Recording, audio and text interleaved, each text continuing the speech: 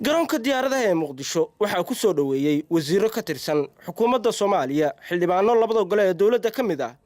madaxweynihii hore Soomaaliya Shariif Axmed ahna hogaamiyaha xisbiga himilo qaran oo sanad iyo bar kadib Muqdisho dib ugu soo laabtay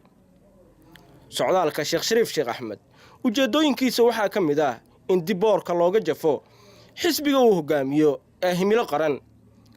kaasi oo wararku ay sheegayaan in toddobaadka soo socda Muqdisho shirweyne uga furmi doono shirweynahaasi oo hogaanka iyo sidoo kale guddoonka xisbiga lagu dooran doono sidoo kale waxa uu la kulmi doonaa dhalinyaro xisbiga ka mid ah Shariif shacab fara badan oo u badan taageerayaasha xisbiga iyo waliba taageerayaashiisa gaarka ah ayaa waxay tubnaayeen ilaa kiiloomitir 4 ilaa garoonka aadan cadde ee Muqdisho kuwaasi oo wajiyadooda laga dheehan karay farxadda ay u qabaan Shariif Axmed soo dhaweyntiisa madaxweynihii hore Soomaaliya Shariif Axmed oo warbaahinta la hadlay kadib Muqdisho imaatinkiisa maanta ayaa waxa uu u mahad celiyay shacabkii iyo mas'uuliyiintii soo dhaweeyay waxa uu sheegay in Muqdisho uu joogi doono isla markaana oo kulamo la qaadan doono bulshada qaybaheeda kala duwan runtii sharaf weyn ay tahay maanta inaan idinla joogo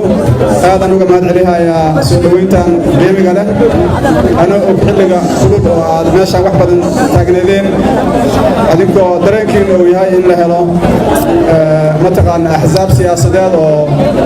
runtii dalka hore u sii wada insha Allah tabaaraka wa tacaala waa idinku soo dhaweynayaa xisbiga himilo kulley waa la idinkaga sheekay doonaa waana ka fogan doonaa laakiin munaasabadan waxaan ka dhiganay inay noo noqoto munaasabad mahad celina marka mar kale qof kasto mataqaana ka soo qayb galay waqti dheer bixiyay laga yaabo inuu cariiri la kulmay waa runtii uga mahad celinayna dadaalkiisaas waana wada joognaa insha Allah tabaaraka wa tacaala waxaan u maleynayaa inaan iloomin laashimiinta iyo mataqaana